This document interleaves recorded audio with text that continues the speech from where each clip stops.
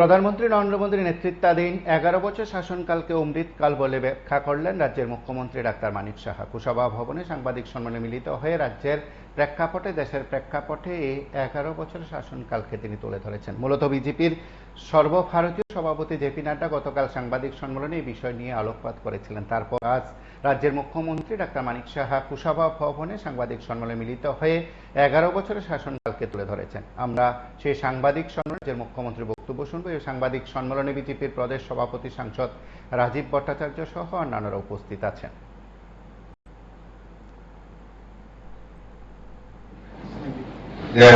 গত 9 তারিখ গতকালকে আমাদের দেশের যশস্বী প্রধানমন্ত্রী নরেন্দ্র মোদীজির 11 বছর যে উনার সরকারের পূর্তি হয়েছে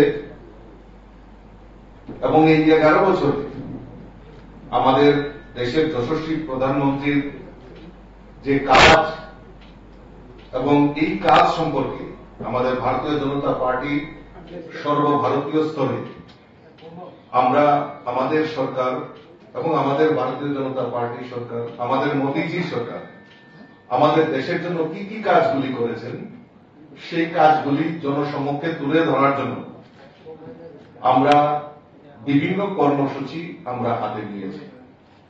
তারই অঙ্গ হিসাবে গতকালকে আমাদের রাষ্ট্রীয় সভাপতি আদরণীয় জেপি নাড্ডাজি দিল্লি থেকে এই 11 বছরে আমাদের দেশের জন্য মোদীজির যে কাজগুলি সেগুলি উপস্থাপন করেছেন। আজকে আমাদের রাজ্যের মাননীয় মুখ্যমন্ত্রী এই বিগত 11 বছরে মোদীজির কি কি কাজ করেছেন সেগুলি আজকে তুলে ধরবেন এবং আমরা বিভিন্ন কর্মসূচি নিয়েছি। যেমন আমাদের জেলা লেভেলেও আমাদের প্রেস কনফারেন্স হবে, মন্ডল স্তরে বিভিন্ন মানুষের কাছে পৌঁছানোর জন্য আমরা বিভিন্ন কর্মসূচি নিয়েছি। আজকে কিছুক্ষণ পরে মাননীয় মুখ্যমন্ত্রী আমাদের আগরতলাতে একটা প্রদর্শনীও লাগানো হয়েছে স্থানীয় রবীন্দ্র ভবনে। সেখানে মোদীজির গৃহীত প্রকল্পগুলি সেখানে দর্শিত রয়েছে এবং একটা সভার মাধ্যমে মাননীয় মুখ্যমন্ত্রী সেখানে সম্বোধিত করবেন আমাদেরকে এবং রাজ্যবাসীকে সেগুলি জানাবেন। আজকের এই প্রেস কনফারেন্সের মাধ্যমে আমাদের কর্মসূচি শুরু হয়েছে এবং আগামী 26 তারিখ পর্যন্ত বিভিন্ন কর্মসূচি হাতে নিয়েছে। আমাদের রাজ্য কমিটি থেকে আদরণীয় প্রদেশ সাধারণ সম্পাদক বিপিন দেববর্মা নেতৃত্বে এই কর্মসূচিগুলি বাস্তবায়ন হবে। আমরা চৌপাল বৈঠক, বিধানসভা ভিত্তিক বৈঠক এবং এই প্রদর্শনীর মাধ্যমে আমাদের মোদী সরকার আমাদের জন্য, ভারতবর্ষের জন্য আমাদের কি করেছেন সেগুলি তুলে ধরা হবে। তো আজকে আমাদের মূল 3টা এজেন্ডার উপর আমাদের এই মোদীজির কাজগুলি দর্শিত হবে। 1 নম্বর হল বিকশিত ভারত এবং আমাদের ভূমিকা, 2 সেবা সুশাসন ও গরিব কল্যাণে 11 বছর, সশক্ত ভারত ও সুরক্ষিত ভারত। এই 3টা মূল বিন্দুর উপর আমাদের আলোচনা এবং আমাদের বিভিন্ন জায়গায় এই কর্মসূচিগুলি বাস্তবায়ন হবে। তা আমি অনুরোধ রাখবো আমাদের মাননীয় মুখ্যমন্ত্রী, রাজ্যের মাননীয় মুখ্যমন্ত্রী প্রফেসর ডক্টর মানিক সাহা মহোদয়কে আপনাদের সামনে এই মোদীজির 11 বছরের যে কার্যকাল সেটা আপনাদের সামনে বিস্তারিত তুলে ধরার জন্য আমি বিনম্রভাবে অনুরোধ রাখছি।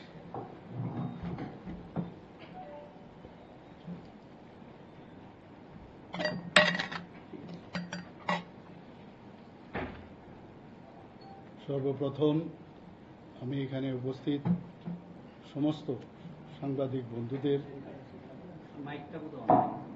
আমি আজকের এই প্রেস কনফারেন্সে স্বাগত জানাচ্ছি। আপনাদেরকে আমি ধন্যবাদ জানাচ্ছি যে আপনাদেরকে যখনই ত্রিপুরা প্রদেশ বিজেপির পক্ষ থেকে আহ্বান জানানো হয়েছে এখানে আসার জন্য, আপনারা এখানে এসেছেন। এখানে আমার আজকের এই যে সাংবাদিক বৈঠক, সেই বৈঠকে আমাদের মাঝে উপস্থিত আছেন যিনি একটু আগে কি কারণে আজকে এই সাংবাদিক সম্মেলন সেই বিষয়ে উনি বিস্তারিত আলোচনা রেখেছেন। আমাদের ত্রিপুরা প্রদেশ বিজেপির মাননীয় সভাপতি শ্রী রাজীব ভট্টাচার্য মহোদয় এবং রাজ্যসভার সদস্য আমাদের মাঝে উপস্থিত আছেন ত্রিপুরা প্রদেশ বিজেপির সম্মানিত জেনারেল সেক্রেটারি শ্রী বিপিন দেব বর্মা মহোদয়, উপস্থিত আছেন আমাদের মিডিয়া ইনচার্জ শ্রী সুনীত সরকার মহোদয় এবং আমাদের চিফ স্পোক্স পার্সন ত্রিপুরা প্রদেশ বিজেপির শ্রী সুব্রত চক্রবর্তী মহোদয়। আমরা সবাই জানি যে মাননীয় প্রধানমন্ত্রী শ্রী নরেন্দ্র মোদীজি 7ই অক্টোবর 2021-এ যখন উনি গুজরাটের মুখ্যমন্ত্রীর দায়িত্ব নেন, প্রায় 13 বছরের উপর সেখানে উনি ওনার দায়িত্ব উনি ওখানে পালন করেছেন। এবং আমি বলবো, এবং সমস্ত ভারতবাসী সেটা জানে, যে গুজরাটের যে অবস্থা ছিল সেই গুজরাটকে উনি যেভাবে একটা মডেল রাজ্য হিসাবে উনি প্রতিষ্ঠিত করেছেন, এবং এখানে বলতে দ্বিধা নেই, ওই রাজ্য যেভাবে ডেভেলপ হয়েছে এই 13 বছরের মধ্যে, আমি বলবো ওনার কাছে একটা পরীক্ষাগার হিসাবে উনি কিন্তু সেটাকে দেখেছেন। যখন ওনাকে 2014-তে দায়িত্ব দেওয়া হলো প্রধানমন্ত্রী হিসাবে ভারতবর্ষে, সেখানেও কিন্তু এই যে এক্সপেরিমেন্ট যে উনি গুজরাটে করেছেন তার উপর ভিত্তি করে যেসব বলিষ্ঠ পদক্ষেপ, যেসব সিদ্ধান্ত আজকে আমরা দেখতে পাচ্ছি, সেটা কিন্তু আমরা আজকে প্রতিটা মানুষ, প্রতিটি নাগরিক ভারতবর্ষে সেটা কিন্তু বুঝতে পারছে। এবং উনি যখন গুজরাট থেকে আসেন, সেখানে শেষ যে ভাষণ আমার মনে আছে, সেখানে উনি বলছিলেন, ওনার যে বলার, যেভাবে উনি বলার কথা এবং যেভাবে বলেছেন, আমার এখনো মনে আছে যে ওনার মধ্যে যে কনফিডেন্স, যে আমি তো গুজরাট থেকে এখন দেশের কার্যভার জন্য আমি যাচ্ছি, আপনারা নিশ্চিন্তে থাকুন, আমরা দেশকে কিভাবে চালাতে হয় সেটা কিন্তু উনার যে বডি ল্যাঙ্গুয়েজ এবং উনার কথাবার্তা থেকে কিন্তু সেটা আমরা দেখেছিলাম। এবং আজকে 11 বছর উনার শাসনকালে দেশকে যেভাবে প্রধানমন্ত্রী হিসাবে উনি চালিয়ে গেছেন, এটা সারা ভারতবর্ষে নয়, সারা পৃথিবীর মধ্যে মানুষ এখন বুঝতে পারছে যে মোদিজি হ্যাঁ তো সব কুছ মুমকিন। তো আজকে কিন্তু আমরা সেটা দেখতে পাচ্ছি, এবং আমরা গর্বের সাথে আমরা বলতে পারি যে এইরকম একজন প্রধানমন্ত্রী আমরা কিন্তু এর আগে আমরা আর কোনোদিন দেখিনি। যা বলেন সেটাই করেন। আজকে আমি বলবো যে এই 11 বছর আমাদের অমৃতকাল। উনি বারবার বলছেন যে আমাদের এই যে ভারতের যে অবস্থান, সেই অমৃতকাল সেটা সেবা, সুশাসন এবং গরিব কল্যাণের জন্য উনি কাজ করবেন। যেরকম বলা তেমনি কাজ। প্রতিটা স্কিম যাই করছেন সেটা কিন্তু আমরা দেখতে পাচ্ছি সাধারণ গরিব মানুষদের জন্য, অন্তিম ব্যক্তি পর্যন্ত যেসব কাজ, তাদের আর্থসামাজিক উন্নয়নের বিষয়ে মৌলিক যে সমস্যাগুলো আছে সেগুলো আগে মুখে বলা হতো, কিন্তু আমরা দেখেছি কাজের মাধ্যমে সেগুলো আমরা দেখতে পাচ্ছি। তো আজকে এই বিকশিত ভারতের জন্য মাননীয় প্রধানমন্ত্রীজির নেতৃত্বের যে সরকার যেভাবে সমর্পণের যে ভাবনা নিয়ে উনি কাজ করছেন, সত্যি সেটা প্রশংসার দাবি রাখে। আজকে একটা নতুন যে বিকাশের নতুন এক যাত্রা মাননীয় প্রধানমন্ত্রীজির নেতৃত্বে আমরা দেখতে পাচ্ছি। একটা নতুন একটা রোড উনি আমাদের সামনে রেখেছেন। সময় কম কিন্তু কাজ বেশি। সময়ের আগে আমাদের দৌড়তে হবে, এবং আমরাও আমাদের রাজ্যে বা আমাদের অন্যান্য যেসব রাজ্যগুলো আছে, ভারতীয় জনতা পার্টি বা এনডিএ সরকারের যে রাজ্যগুলো আছে, মাননীয় প্রধানমন্ত্রীজির মার্গদর্শনকে সামনে রেখে আমরাও কিন্তু কাজ করে যাচ্ছি। আপনারা নিজেরাও দেখছেন যে সকাল থেকে রাত্রি পর্যন্ত আমাদের কাজ করতে হয়। আমাদের যেমন পার্টির যারা আছেন, পার্টিতে যারা যুক্ত আছেন, এখানে মাননীয় সভাপতি আছেন, উনিও যেভাবে কাজ করছেন ওনার টিমকে নিয়ে। আমাকে দায়িত্ব দেওয়া হয়েছে মুখ্যমন্ত্রী, আমিও আমার টিমকে নিয়ে আমি চেষ্টা করছি কিভাবে কাজ করা যায়। এখানে রাস্তাঘাট, এখানের আইন শৃঙ্খলাই বলুন, সব দিকে মানুষের নিরাপত্তাই বলুন, সব দিকে আমরা কিন্তু সেইভাবে কাজ করছি। আজকে বিকশিত ভারত, আত্মনির্ভর ভারত এবং সংকল্প থেকে সিদ্ধি, এই কথাগুলো কিন্তু কথার কথা না, এগুলো কিন্তু আজকে আমরা দেখছি একটা কার্যকাল হিসাবে ভারতবর্ষের ইতিহাসে সেটা আমরা বলবো যে স্বর্ণাক্ষরে লেখা থাকবে, আমি নিশ্চিত আগামী দিনে ভারতবর্ষের ইতিহাস যখন নেক্সট জেনারেশন মানুষ দেখবে যে কিভাবে অমৃতকালে মাননীয় প্রধানমন্ত্রীজির নেতৃত্বে এই সরকার চলেছে। আমরা শুধু প্রধানমন্ত্রীজি শুধু এমন কাজ করছেন না যে এই কাজগুলো খালি করা, একটা ফাউন্ডেশন উনি তৈরি করতে পেরেছেন, একটা ভিত্তি, স্ট্রং ফাউন্ডেশন ভারতবর্ষের আগামী প্রজন্মের জন্য উনি কাজের মাধ্যমে এই আমাদের যে এনডিএ নেতৃত্বাধীন ভারতীয় জনতা পার্টির যে সরকার সেটা কিন্তু উনার যে কার্যকালে সেটা কিন্তু প্রতিষ্ঠিত করতে পেরেছেন। আজকে এখানে আগে আমরা দেখতাম সীমা সুরক্ষিত থাকতো না, আজকে মাননীয় প্রধানমন্ত্রীজির কারণে আজকে সীমা সুরক্ষিত হয়েছে, অর্থ ব্যবস্থাকে মজবুত করেছে এবং টেকনোলজিকে উনি কিভাবে উপয়োগ করতে হয় সেটা কিন্তু আমাদেরও এখন আজকের তারিখে আমাদের শিখতে হয়। আজকে আর্টিফিশিয়াল ইন্টেলিজেন্সের কথা আমরা যদি বলি যে কোন জায়গায় উনি আমাদের মার্গদর্শন করাচ্ছেন, আজকে এগ্রিকালচারেই বলুন, হেলথ সেক্টরেই বলুন, সব জায়গায় বলছেন যে 5G কে সামনে রেখে 5Gর সহযোগিতা এই যে আমাদের আর্টিফিশিয়াল ইন্টেলিজেন্স সেইগুলোকে নিয়ে এগ্রিকালচারে কিভাবে সেটাকে ব্যবস্থা করা যায়, সব দিকে আমাদের কাজ চলছে। আমি কিছুদিন আগে দিল্লিতে আমি গিয়েছিলাম, নর্থ ইস্টার্ন জোনের সেখানে একটা সামিট সেখানে হয়েছিল, ইনভেস্টর সামিট, সেখানে মাননীয় প্রধানমন্ত্রীজি ছিলেন। উনি বারবার বলছেন যে নর্থ ইস্ট যদি ডেভেলপ না হয় তাহলে ভারত কোনো অবস্থায় ডেভেলপ হবে না। আগে আমরা নর্থ ইস্টকে কি দেখতাম, মানুষ ভয়েও আসতো না নর্থ ইস্টার্ন রিজন, সবাই জানতো এখানে একটা টেররিস্টদের একটা আতুর ঘর ছিল। প্রধানমন্ত্রীজি প্রথমেই যে কাজটা করেছেন যে প্রথমে 7টা ছিল আমাদের রাজ্য নর্থ ইস্টে, সিকিমকে সাথে যুক্ত করে 8টা করেছে। সেখানে উনি নাম দিয়েছেন কি অষ্টলক্ষ্মী, লক্ষ্মীর সাথে বলে যে এখান থেকে লক্ষ্মী আমরা জানি যে ধন দৌলতের যিনি গড়, উনার নামে অষ্টলক্ষ্মী নাম দিয়েছেন। উনি বলছেন যে এখান থেকে সূর্য প্রথম উদয় হয় নর্থ ইস্টার্ন রিজনের সেই অরুণাচল প্রদেশ থেকে, তো সেখান থেকে উদয় হলে ভারতবর্ষের যে আগামী দিনের যে সম্ভাবনা ভারত তার উদয় কিন্তু নর্থ ইস্ট থেকে হবে। আগে এগুলো ছিল না, টেররিস্টদের আনাগোনা, নানা রকম বোম ব্লাস্টিং থেকে শুরু করে আমরা সবসময় দেখতাম বিভিন্ন টেররিস্টদের সংগঠন সেখানে মজবুত ছিল। তাদের সাথে কথাবার্তা আলোচনার মাধ্যমে প্রায় 11 থেকে 12টা অ্যাকর্ড মাননীয় প্রধানমন্ত্রীজির নেতৃত্বে যারা মূল স্রোত থেকে বাইরে চলে গিয়েছিল তাদেরকে মূল স্রোতে উনি নিয়ে এসে আজকে সেই কারণেই আমরা দেখতে পাচ্ছি নর্থ ইস্টে মানুষ আসছে, ইনভেস্টররা এখানে আছে। আমরা নর্থ ইস্টার্ন জোনে আজকে মাননীয় প্রধানমন্ত্রীজি হীরা মডেল আমাদের ত্রিপুরাতে তো দিয়েছে, পুরো নর্থ ইস্টার্ন জোনে হীরা মডেল দিয়েছে।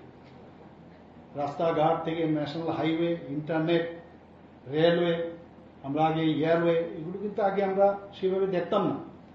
তো আজকে উন্নয়নের জোয়ার আমি বলবো যে সবকা সাথ সবকা বিকাশ, বিশ্বাস আর তার প্রয়াস, সেটা মাননীয় প্রধানমন্ত্রীজি শুধু মানুষের বেলায় বলেননি, সেটা ফিজিক্যালিও আমাদের রাজ্যের যে ভূমি, আমাদের দেশের যে ভূমি, তার সাথেও সবকা সাথ সবকা বিকাশের যে কথা বলেছেন সেটাও কিন্তু প্রযোজ্য।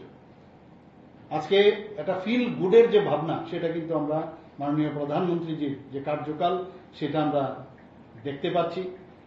আজকে মোদিজির নেতৃত্বে যে সরকার, আমরা যদি কয়েকটা শব্দ আমরা এখানে ব্যবহার করি আমার মনে হয় সেটা ভুল হবে না, যে রেসপন্সিভ। আমাদের মোদিজির যে সরকার রেসপন্সিভ এবং রেসপন্সিবল, শুধু রেসপন্সিবল না, অ্যাকাউন্টেবলের সরকার, রিফর্ম এবং ট্রান্সফর্মের সরকার, রিফর্ম এবং ট্রান্সফর্ম, পাবলিক পার্টিসিপেশনের সরকার। আমাদের সরকার, মোদিজির নেতৃত্বাধীন যে সরকার, শুধু সরকারে বসলাম আর মানুষের সাথে আমাদের যোগাযোগ থাকবে না, সেটা কিন্তু হবে না। মোদিজি যেভাবে কাজ করছেন আপনারা সবাই জানেন যে মোদিজি একমাত্র সারা পৃথিবীর মধ্যে এরকম সরকারের যিনি প্রধান মন কি বাত অনুষ্ঠান উনি নিয়মিত করে থাকেন প্রতি মাসের শেষ রোববার। যে মানুষের সাথে কানেক্ট করার যে বিষয়, মন কি বাত, প্রথমে আমরা দেখতাম যে যারা আমাদের বিরোধী দলের অনেকেই কটূক্তিও করেছেন এইসব বিষয়ে, যে মন কি বাতের কথা বলে। মোদিজি নিজের মন কি বাতের জন্য বলেনি, মানুষের যে মন কি বাত, মানুষের যে মনের কথা, ওনাদের যে সমস্যা, ইনোভেটিভ যে এসব কথাবার্তা, সেটা স্টুডেন্টই হোক, যারা খেলোয়াড়রা আছেন, যুব সমাজে হোক, মহিলারাই হোক, বৃদ্ধ বা বৃদ্ধা যারা আছেন তাদের সাথে, এইসব ব্যক্তিদের সাথে আমরা দেখেছি যে উনি কানেক্ট করে কথা বলেন। পৃথিবীর কোথাও আছে কিনা আমার জানা নেই এইভাবে কোনো রাষ্ট্রের প্রধান মন কি বাত অনুষ্ঠানের মাধ্যমে মানুষের সাথে কথা বলে। ডেভেলপমেন্ট তো আছে এখানে প্রচুর। প্রধানমন্ত্রী যে ডেভেলপমেন্ট যদি আমরা বলি তো শেষ করা যাবে না আজকে এই অল্প সময়ের মধ্যে।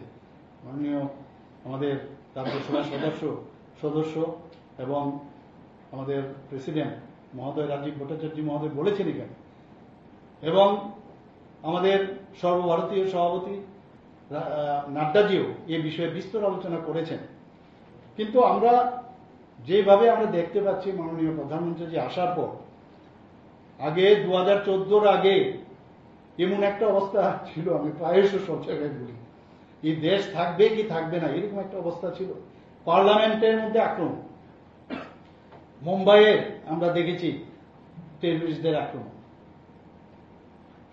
নর্থ ইস্টার্ন জোনে তো বলে লাভ নেই, বিভিন্ন জায়গায় কখন কোন জায়গায় কখন টেররিস্ট আসবে, মুক্তাঞ্চল হয়ে গেছে।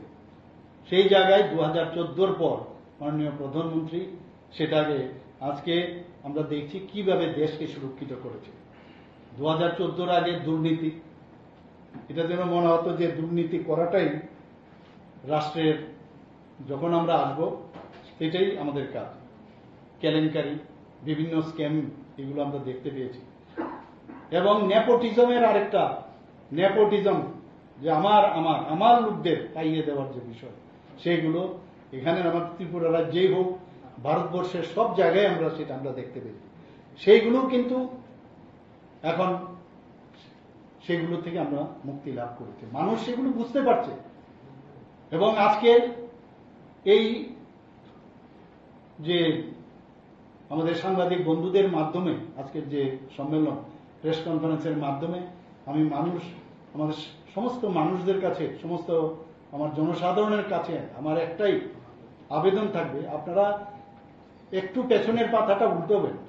পেছনের পাতা কিন্তু আমরা মাঝে মাঝে ভুলে যাই, আমরা খালি সবসময় সামনের দিকে চলি, মাঝে মাঝে ওদের কীর্তিকলাপগুলো মাঝে মাঝে মনে রাখবেন।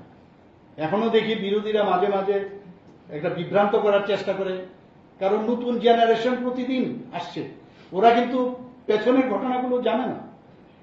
আমি শুধু এইটুকুই আহ্বান রাখবো যে ওনাদের বলবো যে পুরনো জিনিসগুলো যেন ওনারা একটু দেখেন এবং চিন্তা ভাবনা করেন। এখনকার সরকার উন্নয়ন, আমি বলবো মাননীয় প্রধানমন্ত্রীজির যে সরকার উন্নয়নের কথা বলে, উদ্ভাবনের কথা বলে, উন্নয়ন, উদ্ভাবন এবং উদ্বোধনের কথা বলেন। বিভিন্ন জায়গায় আমরা গিয়ে, আপনারা দেখেছেন ত্রিপুরা রাজ্য আমরা বিভিন্ন জায়গায় গিয়ে আমরা ইনোভেশনের জন্য বহু জায়গায় বহু কাজ হয়ে গেছে। কাজে উন্নয়ন, উদ্ভাবন এবং উদ্বোধনের কথা আমাদের সরকার এখন বলে। আগে সরকারি টাকা উনাদেরই, আগের যে প্রাক্তন প্রধানমন্ত্রী ছিলেন, উনি বলেছিলেন যে দিল্লির থেকে টাকা যদি কোন রাজ্যে পাঠানো হয়, আস্তে আস্তে 1 টাকা পাঠালে সেটা পৌঁছতে পৌঁছতে নাকি 4 আনা হয়ে যেত। আর সেই জায়গার মধ্যে এই সুযোগ নেই, মাঝখানে মিডলম্যান ছিল। আমরা সবাই নিজেরাও আমরা দেখেছি, এর থেকে আমরা পরিত্রাণ পেয়েছি। আজকে মিডলম্যানের কোনো সুবিধা নেই, কারণ ডিবিটির মাধ্যমে প্রতিটা মানুষের যারা বেনিফিশিয়ারি তাদের কাছে ডিবিটির মাধ্যমে আজকে এই দালালদের থেকে মুক্ত হয়ে তাদের অ্যাকাউন্টে পৌঁছে যাচ্ছে। সেইগুলো তো আগে আমরা দেখিনি। আমি তাই বলবো এইগুলো কিন্তু আমাদের মনে রাখা প্রয়োজন। আগে সাধারণ মানুষের যখনই কোনো প্রবলেম হতো চিকিৎসা ক্ষেত্রে, আমরা দেখতাম যে চিকিৎসার জন্য হন্যে হয়ে কি হবে, আমার ছেলে, আমার বাবা বা আমার শরীর খারাপ, কি করব। এসব জিনিস কিন্তু কেউ ভাবতো না। মাননীয় প্রধানমন্ত্রীজি আজকে যেভাবে আমরা দেখেছি যে যে এই চিকিৎসা উনি নিজে, আমরা দেখেছি যে উনি একজন চা বিক্রেতার ঘরে ওনার জন্য, সেই জায়গা থেকে উনি বুঝতে পেরেছেন, তার ওনার অভিজ্ঞতার নিরিখে উনি বুঝতে পেরেছেন মানুষের আসলে কি দুঃখ, মানুষের সমস্যাটা কি, সাধারণ মানুষের, গরিব মানুষদের। এর জন্য উনি আয়ুষ্মান ভারত প্রকল্প শুরু করেছেন। সারা পৃথিবীর মধ্যে এই প্রকল্প নিয়ে বিভিন্ন গুঞ্জন, বিভিন্ন ভাবে ওরা অবাক হয়ে যাচ্ছেন যে 5 লক্ষ টাকা করে যারা গরিব মানুষ তাদের জন্য উনি এই প্রকল্প করেছেন। আমরাও ওনার থেকে শিখে ত্রিপুরা রাজ্যে মুখ্যমন্ত্রীর জন আরোগ্য যোজনাও শুরু করেছি একই কায়দায়, একইভাবে, এবং যেসব জায়গায় ওনাদেরকে রেফার করে এমপ্যানেল যে জায়গাগুলো আছে সেইগুলো আমরা করেছি। লিডার যদি ভালো হয় তাহলে যারা ফলোয়ার্স তারাও কিন্তু সেইভাবে চলে। আর আমরা দেখি আজকাল মানে বিভিন্ন পার্টির যে লিডার, তাদের লিডারের কার্যকারণেই কিন্তু তাদের যে আশ্রিত যে ক্যাডার আছে তাদেরও ব্যবহার কিন্তু একই রকম আমরা দেখতে পাই। তো সেগুলো বলার অপেক্ষা রাখে না। আমরা আগে এই দেশ অন্য দেশের উপর নির্ভরশীল ছিল, আমরা ইম্পোর্ট ছাড়া ভাবতে পারতাম না। আজকে আমাদের দেশ এক্সপোর্ট করছে, এবং মেক ইন ইন্ডিয়া যে কথাটা মাননীয় প্রধানমন্ত্রীজি বলছেন সেটা কিন্তু আক্ষরিক অর্থেই সেটা কিন্তু আমরা দেখতে পাচ্ছি। এবং আমরা দেখেছি যে ইন্টারন্যাশনাল মনিটারি ফান্ড অর্থাৎ IMF ওনারা কি বলছেন, ওনারা বলছেন যে এখন অর্থনীতিতে ভারতবর্ষ 4th পজিশনে চলে এসেছে। তো ভাবা যায় না, কোথায় 11 ছিল সেখান থেকে পঞ্চম থেকে 4th, মানে একটার পর একটা যেভাবে অর্থনীতির যে রিফর্ম এনেছেন মাননীয় প্রধানমন্ত্রীজি, আজকে সেই জায়গায় টাকা পয়সা যদি না থাকে, নিজেরা যদি আত্মনির্ভর না হতে পারে, সেটা মানে দেশভিত্তিকই হোক, রাজ্যভিত্তিকই হোক, সাধারণ মানুষের তার ঘর ভিত্তিকই হোক, সবার এই অর্থনীতি যদি স্ট্রং না হয়, এবং তার জন্য বিভিন্ন যে প্রকল্প মাননীয় প্রধানমন্ত্রীজি করেছেন, যে সবার যদি অর্থনীতি যদি স্ট্রং না হয় তাহলে কোনো অবস্থায় দেশ আগে যেতে পারবে না। সেই বিষয়টা আমরা আজকে কিন্তু দেখতে পাচ্ছি। পলিটিক্স অফ পারফরমেন্স, আমরা আগে দেখতাম কি পলিটিক্স হতো, আর বর্তমানের পলিটিক্স কি, যে পারফরমেন্সের পলিটিক্স। কারোর বাড়িতে জল নেই, আমরা জলের মাননীয় প্রধানমন্ত্রী ব্যবস্থা করেছেন। কারোর বাড়িতে ঘর নেই, ঘরের ব্যবস্থা উনি করেছেন। কারোর বাড়িতে ইলেকট্রিসিটি নেই, কারোর বাড়িতে গ্যাসের সমস্যা, সেই জায়গার মধ্যে গ্যাসের চুল্লির ব্যবস্থা করেছেন। এর মধ্যে কি রাজনীতি? কিন্তু রাজনীতির দরকার পড়ে না। এই যে পলিটিক্স অফ পারফরমেন্স, কাজের মাধ্যমে পলিটিক্স করা যায়, রাজনীতির জন্য রাজনীতি করার দরকার পড়ে না, সেটা মাননীয় প্রধানমন্ত্রীজি আজকে সারা পৃথিবীকে বুঝিয়েছে, সারা ভারতবর্ষের প্রতিটি রাজ্যকে সেই কাজ বিষয়টা উনি বুঝিয়েছেন। আজকে বিকাশ, বিশ্বাস ও পরিবর্তন মাননীয় প্রধানমন্ত্রীজির কারণে সেটা প্রতিষ্ঠিত হয়েছে সারা ভারতবর্ষে, সমস্ত রাজ্যে সেটা প্রতিষ্ঠিত হয়েছে। আজকে আমরা মোদীজির নেতৃত্বে বিজেপি সরকার যখন গঠন হয়, কেলেঙ্কারি, ঘোটালা এবং স্ক্যামের যে অন্ধকার, তার থেকে কিন্তু আমরা মানে বেরিয়ে আসতে পেরেছি, এবং সুশাসনের যে একটা আলো সেটা কিন্তু আমরা সারা ভারতবর্ষে আমরা এখন দেখতে পাচ্ছি। সুশাসন কাকে বলে? গুড গভর্নেন্স যেটা বলছে, আমরাও ত্রিপুরাতে সেই গুড গভর্নেন্সের কাজটা আমরা করছি। শুধু তাই নয়, সব দিকে উনার নজর। আজকে যে মহান আমাদের যে দেশ, সেই দেশের যে সংস্কৃতি সেটাকে উনি পুনরুজ্জীবিত করেছেন। ধর্মীয় জাগরণ সেটাকেও উনি জাগরিত করেছেন। আমরা দেখেছি কাশী বিশ্বনাথ করিডোর নির্মাণ, আমরা দেখেছি রাম মন্দির নির্মাণ, মহাকালেশ্বর মন্দির, কেদারনাথ মন্দিরের যে উন্নয়ন, সেইগুলো মাননীয় প্রধানমন্ত্রীজি সেগুলো আবার পুনরুদ্ধার করার এবং নতুনভাবে করার উনি চেষ্টা করেছেন। আমরা জম্মু অ্যান্ড কাশ্মীর কি অবস্থাটা ছিল আপনারা সবাই জানেন। 370 এবং 35A ধারা বিলোপ করার পরে আজকে জম্মু অ্যান্ড কাশ্মীরের যে একটা সুন্দর একটা পরিবেশ সৃষ্টি হয়েছিল, সেখানে নতুনভাবে ইলেকশন হচ্ছে এবং ইলেকশন হওয়ার পরে যে পার্সেন্টেজ আমরা দেখতে পেয়েছি, প্রচুর পরিমাণে মানুষ যেভাবে ভুল বার্তা দিয়ে দিয়ে জম্মু অ্যান্ড কাশ্মীরকে পিছনে রেখেছিল, লাদাখকে পিছনে রেখেছিল, সেই জায়গায় আজকে সেখানে একটা সুন্দর মানুষ, যারা পর্যটকরা সেখানে নিয়মিতভাবে যাচ্ছিল, প্রচুর পর্যটক সেখানে বেড়েছিল। কিন্তু আমরা কি দেখলাম, যে স্টোন পেল্টিং এর রাজনীতি ছিল আগে, স্টোন পেল্টিং, আমরাও ভাবতাম এইভাবেই বুঝি চলবে। সেই জায়গায় যখন এইরকম একটা অর্থনৈতিকভাবে এবং সেখানকার মানুষের যে আত্মনির্ভর হওয়ার, সেলফ রিলায়েন্স হওয়ার যে নতুনভাবে প্রতিষ্ঠিত হয়েছিল, তাকে যেভাবেও আঘাত করতে হবে। যে কারণে পেহেলগাঁওতে যে ২৬ জন নিরীহ পর্যটকদের নির্মমভাবে হত্যা করেছে পাক মদতপুষ্ট এই টেররিস্টরা। আর মাননীয় প্রধানমন্ত্রীজি যখনই যেটা বলেন কিভাবে টিটপট ট্যাট, বরং আরো বেশি পরিমাণে, সেটা আমরা সবাই জানি কিভাবে দিয়েছেন। আমাদের যখন ৩৭০ এবং ৩৫A ধারা বিলুপ্তের কথা হয়েছিল, তখন অনেকে ভয় পেয়েছিল যে কি হবে যদি এরকম হয়, সারা ভারতবর্ষের আগুন জ্বলবে। ৩ তালাক প্রথা ভারতবর্ষের ছাড়াও আমাদের যে বাংলাদেশ হোক, আফগানিস্তানই হোক, বিভিন্ন মুসলিম সম্প্রদায়ের যে রাষ্ট্রগুলো, সেখানেও এই ৩ তালাক নেই সেখানে। কিন্তু আমাদের দেশের মধ্যে সেগুলো কারোর সাহস, এর আগে আমরা দেখিনি কারোর সাহস ছিল যেটাকে বিলুপ করা। মাননীয় প্রধানমন্ত্রীজি আমাদের যারা মুসলিম সম্প্রদায়ের মেয়েরা, মহিলারা আছেন, তাদেরকে জাস্টিস কাকে বলে সেই জাস্টিস উনি দিয়েছেন। জিএসটির বিষয়ে আপনারা জানেন যে জিএসটি বাস্তবায়ন করেছেন। মাননীয় প্রধানমন্ত্রী এটাও ভেবেছেন যে ওয়াকফ বিল নিয়ে, ওয়াকফের কি অবস্থা ছিল, হাজার হাজার জায়গা যেগুলো এই ওয়াকফের নামে কিছু কিছু ভেস্টেড ইন্টারেস্টের মানুষের কাছে এই ওয়াকফের জায়গা সেখানে চলে গেছিল। সেই বিলের যে সংশোধন করার মতো কঠিন সিদ্ধান্ত মাননীয় প্রধানমন্ত্রীজি সেটা নিয়েছেন। সিএএ, সিটিজেন অ্যামেন্ডমেন্ট অ্যাক্ট, এক একটা কাজ আপনারা দেখুন, আপনাদের বুঝতে হবে, সেটা আপনাদের ভাবতে হবে যে এত বড় কাজ এবং যেভাবে কঠিন যে সিদ্ধান্ত সেটা মাননীয় প্রধানমন্ত্রীজি করেছেন। আমরা সবসময় এতদিন ধরে শুনতাম যে উইমেন্স এম্পাওয়ারমেন্টের প্রয়োজন, কিন্তু আমরা কার্যক্ষেত্রে কিন্তু সেটা দেখিনি।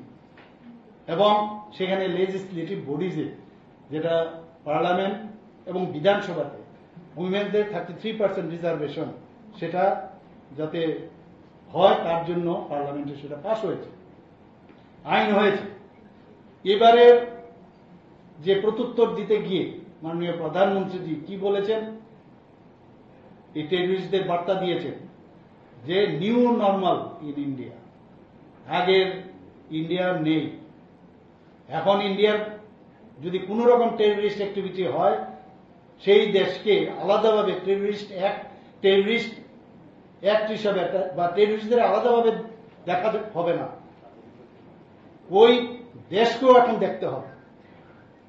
এবার আপনারা দেখেছেন কিভাবে প্রেসিশন, যে প্রায় 9টার মতো মাত্র 25 মিনিটের মধ্যে ধ্বংস করে দিয়েছে টেররিস্টদের যে ঘাঁটিগুলো, ভাবা যায় না। আমরাও কিন্তু ভাবতে পারি না, যখন বিহার থেকে উনি বলেছেন, হুঙ্কার দিয়েছেন যে কাউকে ছাড়া হবে না, যখন আমরা সার্জিক্যাল স্ট্রাইকই হোক, এয়ার স্ট্রাইকই হোক, তখনই উনি যখন যেটা বলেছেন, আমরাও ভাবতাম মোদিজি এইরকম হচ্ছে লিডার, যে যখন উনি বলেছেন আমরা খালি অপেক্ষা করছিলাম কবে সেটা হবে। আর এমনটা করলো যে আমরাও অবাক হয়ে গেলাম টিভির পর্দায় যে এটাও সম্ভব। তো এই সম্ভব একমাত্র আমাদের এই এনডিএ সরকার আসার পর, সেটা মাননীয় প্রধানমন্ত্রীজির নেতৃত্বে সেটা সম্ভব হয়েছে। সবকা সাথ সবকা বিকাশ এখানেও আসছে। আমি তো রাজ্য এবং সমস্ত স্টেটের কথা বললাম, দেশের কথা বললাম, কিন্তু এম্পাওয়ারমেন্ট অফ দ্য সোসাইটির কথা উনি বলেছেন। সব মানুষের এম্পাওয়ারমেন্ট হতে হবে, শুধু তাই নয়, সমস্ত জাতপাতের ঊর্ধ্বে উঠে সমস্ত মানুষের করতে হবে, ইনক্লুডিং এসসি, এসটি এবং ওবিসি, তাদেরকেও আমাদের এম্পাওয়ারমেন্ট করতে হবে। আর উইমেন্সদের বলে তো আমি একটু আগে বললাম যে ওনাদেরকে 33% রিজার্ভেশন দিয়েছে। শুধু তাই নয়, আমরা দেখেছি যে লিডারশিপ এখন বর্তমানে মিলিটারি হোক, এডুকেশনই হোক, এমপ্লয়মেন্টের ক্ষেত্রেই হোক, সব জায়গায় সেলফ এমপ্লয়মেন্ট এসএইচজি গ্রুপেরও আমরা দেখছি যে সমস্ত জায়গায় বিভিন্ন স্কিমের মাধ্যমে সেই লিডারশিপ, উইমেন্স এম্পাওয়ারমেন্ট আমরা দেখতে পাচ্ছি। নকশালদের আবার আসি, নকশাল বা মাওবাদীদের কথা যদি আমরা বলি, জিরো টলারেন্স আমরা দেখেছি ছত্তিশগড়ে এরকম প্রায় 126টা জায়গায় বিভিন্ন প্রদেশে তাদের ঘাঁটি ছিল। এই অ্যাকশন নেওয়ার পর আমাদের প্রধানমন্ত্রীজি এবং আমাদের স্বরাষ্ট্রমন্ত্রীজি বলছেন যে জিরো টলারেন্স। এবারের নীতি আয়োগে যখন আমরা কথা বলছিলাম, আমাদের যখন মুখ্যমন্ত্রী সম্মেলনে আমরা কথা বলছিলাম, সেখানে আমরা দেখেছি সেই জায়গায় 126টা যে নকশাল বা মাওবাদীদের যে এফেক্টেড এরিয়া ছিল, সেখান থেকে যে অ্যাকশন নেওয়া হয়েছে তাতে করে এখন গিয়ে 126 থেকে মাত্র 18টা জায়গায় এখন সেটা কনসেন্ট্রেট করেছে এবং বলা হয়েছে যে আর বেশি দিন নয়, কয়েকদিনের মধ্যে সেটাও নির্মূল করা হবে। আমাদের ভায়োলেন্স আপনারা শুনে খুশি হবেন সারা ভারতবর্ষে, এবং এই ধরনের মাওবাদী এবং অন্যান্য যেসব টেররিস্ট গ্রুপে যেভাবে আক্রমণ করেছে তা থেকে প্রায় 53% ডিক্রিজ হয়েছে। আমাদের সিকিউরিটি ফোর্স এদের বিরুদ্ধে যখন কাজ করত, প্রায়শ আমরা তো দেখতাম যে আমাদের প্যারামিলিটারি হোক, সিএপিএফ এর সমস্ত জওয়ানরা নির্মমভাবে তাদেরকে হত্যা করা হতো। সেই জায়গায় আমাদের এই বর্তমানে 72% এখন সেটা ডিক্রিজ করেছে। এবং আমাদের যে গরিবি হটাও, আগে তো প্রায় শুনতাম গরিবি হটাও কত নারা, কিন্তু আমরা মোদী সরকারের সময় আমরা দেখতে পেলাম যে কিছুদিন আগ পর্যন্ত যে ডাটা এসছে, প্রায় 25 কোটি মানুষ পভার্টি লাইন থেকে এখন এই পভার্টির থেকে উপরে উঠে এসছে। ভাবা যায় না কোনো 140 কোটির মধ্যে যদি 25 কোটির মানুষ যদি পভার্টি লাইন থেকে যেসব স্কিমের মাধ্যমে সুযোগ সুবিধা হয়েছে তাতে করে সেটা চলে এসছে। এখানে আমরা যদি 283% ট্যাক্স ডেভলিউশন সেটা যদি আমরা বলি, বিভিন্ন স্টেটে 283% ইনক্রিজ করেছে।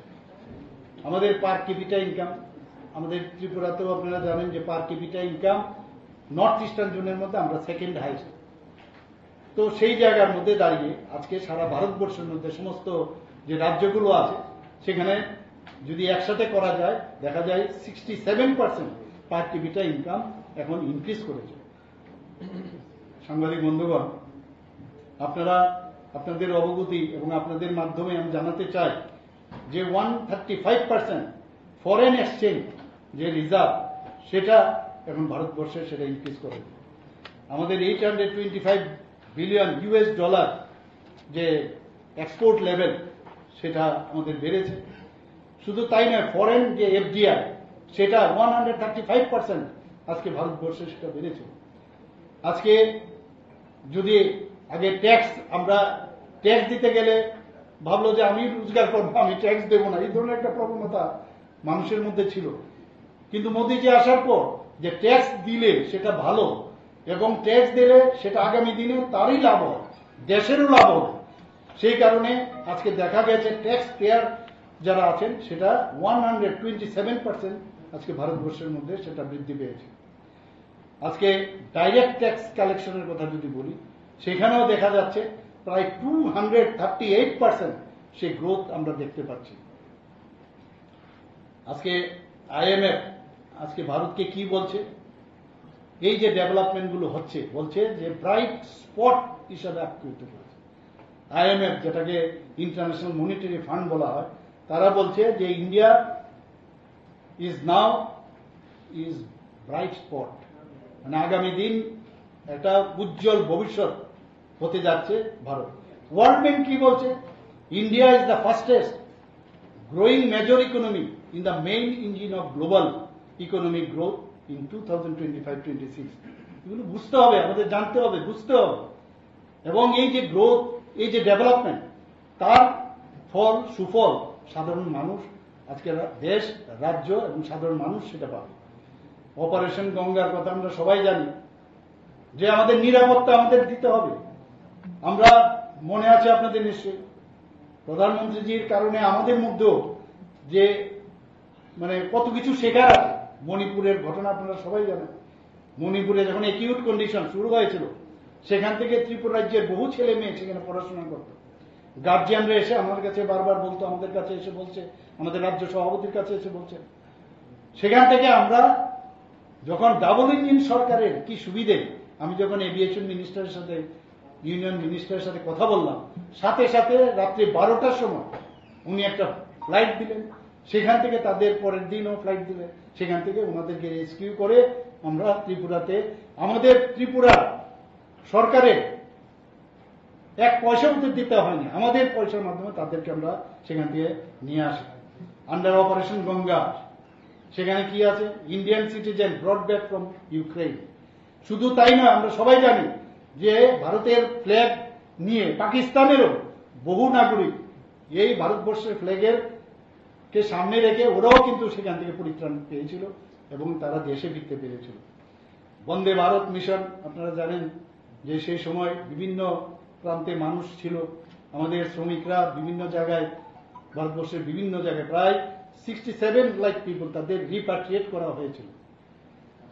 যে এই যে যখন বিপদের সময়ে কাউকে কিভাবে নিরাপত্তা দেওয়া যায়, কিভাবে তাদের ঠিক জায়গায় নিয়ে আসা যায়, সেগুলো মাননীয় প্রধানমন্ত্রীজি এই বন্দে ভারত মিশন আর নামগুলো দেওয়ার মধ্যে তারও তাৎপর্য তো আমরা দেখি। যখনই যে কথাটা বলেন, আজকে মাননীয় প্রধানমন্ত্রীজি কি বলছেন, উনি বলছেন যে আমরা সমস্ত জায়গার মধ্যে মানুষের প্রতিটা জায়গায় বিভিন্ন প্রান্তে আমাদের যেতে হবে, বর্ডার এরিয়াতে আমাদের যেতে হবে, সেই বিষয়গুলো উনি নামগুলো যখন অপারেশন সিন্দুর যে নামটা দিয়েছে, একবার চিন্তা করুন কে কেন দিল। আমাদের বোনেরা, আমাদের মেয়েরা বিয়ের পরে কাশ্মীরে গেল, শ্রীনগরে গেল, সেই জায়গার মধ্যে তাদের কপালের সিঁদুর মুছে দিল, ভাবা যায়। সেই কারণে মাননীয় প্রধানমন্ত্রীজি এই নামটা দিল অপারেশন সিন্দুর। যে নামের তাৎপর্য কি সেটা কিন্তু উনি ওনার কথায় নয়, কাজের মাধ্যমে সেটা আমরা দেখতে পেয়েছি। আন্ডার অপারেশন দেবী শক্তি আমরা দেখেছি, আফগানিস্তান থেকে ইভাকিউট করা হয়েছিল ভারতবর্ষের মানুষকে। আন্ডার অপারেশন রাহাত 5,000 ইন্ডিয়ান তাদেরকে সেফলি ইভাকিউট করা হয়েছিল। তো সেইভাবে আমি যদি বিস্তারিত এখানে বলি, সেখানে আমাদের শেষ করা যাবে না। আজকে নর্থ ইস্টার্ন জোনের আমরা দেখতে পাচ্ছি যে এর আগে কেউ আমাদের সম্পর্কে কেউ ভাবতো না, চিন্তা করতো না।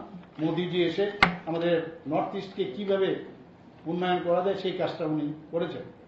আজকে সারা দেশের মধ্যে প্রধানমন্ত্রী কিষাণ সম্মান নিধিতে যে 6,000 টাকা করে কৃষকদের সহায়তা করা হয়, সেখানে 3.7 লক্ষ কোটি টাকা দেওয়া হয়েছে সারা দেশে। ত্রিপুরাতে কি হয়েছে, এখন পর্যন্ত কৃষকদের অ্যাকাউন্টে 843 কোটি 66 লক্ষ টাকা ডিবিটির মাধ্যমে দেওয়া হয়েছে। প্রধানমন্ত্রী ফসল বীমা যোজনায় 1,75 লক্ষ টাকারও বেশি বিমার দাবি নিষ্পত্তি করা হয়েছে সারা ভারতবর্ষে। আর ত্রিপুরাতে কি হয়েছে, এখন পর্যন্ত যে ক্ষতির পরিমাণ প্রায় 10,63 লক্ষ টাকা দেওয়া হয়েছে। কিষাণ ক্রেডিট কার্ডের মাধ্যমে 7 কোটিরও বেশি কৃষককে সারা দেশের মধ্যে দেওয়া হয়েছে। আর ত্রিপুরাতে এখন পর্যন্ত যে 4,03,000 উপরে যারা কৃষক ক্রেডিট কার্ড তাদের দেওয়া হয়েছে, এবং যে ঋণের পরিমাণ 2,272 কোটি টাকার উপরে দেওয়া হয়েছে। আজকে প্রধানমন্ত্রী গরিব কল্যাণ অন্ন যোজনার কথা যদি বলি, সারা ভারতবর্ষে 81 কোটির বেশিও মানুষ সেই সাহায্যটা পেয়েছে। আমাদের ত্রিপুরাতে এখন পর্যন্ত 4,94,000 প্রায়োরিটি হাউসহোল্ড পরিবারকে 19,23,000 এবং 1,12,000 অন্তর্দয় পরিবার 4,46,000 জনের এই তারা সুফল পেয়েছে। 35 কেজি চাল প্রতি ব্যক্তিকে দেওয়া হয়েছে অন্তর্দয় অন্ন যোজনায়। প্রায়োরিটি হাউস পরিবারকে 5 কেজি করে দেওয়া হয়েছে। হর ঘর জল যোজনা আমরা সবাই জানি, আগে 15 ত্রিপুরাতে মাত্র 0.24 মানে 3.26% আজকে এই জল জীবন মিশনের সুযোগ পেয়েছিল। আর বর্তমানে আমরা কত সুযোগ দিয়েছি, 85.97%, যা জাতীয় গড়ের থেকে প্রায়, যেখানে জাতীয় গড় 80.78%, তাকেও আমরা ছাপিয়ে গেছি। এবং শুধু তাই নয়, আপনারা সবাই জানেন যে পঞ্চম জাতীয় জল পুরস্কার 2023-এ উত্তর পূর্বাঞ্চলের মধ্যে ধলাই জেলা সর্বশ্রেষ্ঠ হিসাবে পুরস্কার পেয়েছে। হর ঘর জল যোজনায় সারা ভারতবর্ষে 15 কোটির বেশি মানুষ তার সুফল পেয়েছে। প্রধানমন্ত্রী স্বনিধি যোজনায় 68 লক্ষেরও বেশি পথ বিক্রেতাকে জামানতবিহীন ঋণ দেওয়া হয়েছে। ত্রিপুরাতে 20টি যে শহর, সেখানে 8,666 জনকে চিহ্নিত করা হয়েছে এবং 8,251 জনকে 10,000 থেকে 50,000 টাকা পর্যন্ত দেওয়া হয়েছে। আয়ুষ্মান জন আরোগ্য যোজনায় 70 বছরের ঊর্ধ্ব যেসব নাগরিক আছে তাদেরকে নিয়ে 55 কোটিরও বেশি মানুষকে 5 লক্ষ টাকার বিনামূল্যে চিকিৎসা প্রদান করা হয়েছে। আমাদের রাজ্যে এখন পর্যন্ত প্রায় 15,93,427 জন যারা বেনিফিশিয়ারি, তাদেরকে আয়ুষ্মান কার্ড দেওয়া হয়েছে এবং তাতে করে প্রায় 239 কোটি টাকার যে দাবি তাদের নিষ্পত্তি করা হয়েছে। প্রধানমন্ত্রী সূর্যঘর যোজনায় সারা ভারতবর্ষে বিনামূল্যে 300 ইউনিট বিদ্যুৎ বন্টন করা হয়েছে। সৌভাগ্য যোজনায় 100% বিদ্যুতায়ন করা হয়েছে।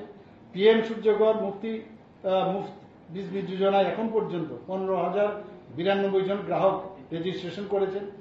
368 জন গ্রাহকের বাড়িতে সৌর প্যানেল বসানো হয়েছে, সৌর শক্তি উৎপন্ন হচ্ছে। বন্ধুগণ, প্রধানমন্ত্রী মাতৃ বন্দনা যোজনায় এখন পর্যন্ত সারা ভারতবর্ষে 3.9 কোটিরও বেশি গর্ভবতী মহিলাকে 18,593 কোটি টাকার আর্থিক সহায়তা করা হয়েছে। ত্রিপুরাতে সেখানে আমরা দেখেছি এখন পর্যন্ত যে প্রায় 1,46,000 মহিলা এর সুবিধা পেয়েছে এবং তাতে করে 62 কোটি টাকার উপরে তাদের জন্য টাকা ব্যয় করা হয়েছে। আমরা দেখেছি 2014 সাল থেকে এখন পর্যন্ত প্রধানমন্ত্রী গ্রাম সড়ক যোজনায় 3.96 লক্ষ কিলোমিটার গ্রামীণ সড়ক নির্মাণ হয়েছে। ত্রিপুরাতেও সেইভাবে এখানে প্রচুর যে সড়ক উন্নয়ন সেগুলো আমরা করেছি। বন্ধুগণ, সেইভাবে অনেক কাজ মাননীয় প্রধানমন্ত্রীজি একটা নতুন ভারত তৈরির যে বিকশিত ভারত সংকল্প যাত্রা শুরু হয়েছে, 2047-এর মধ্যে একটা নতুন ভারত উনি ডেভেলপ কান্ট্রি হিসেবে প্রতিষ্ঠিত করতে যাচ্ছে এবং সেটা আমি নিশ্চিত যে আগামী দিন সেটা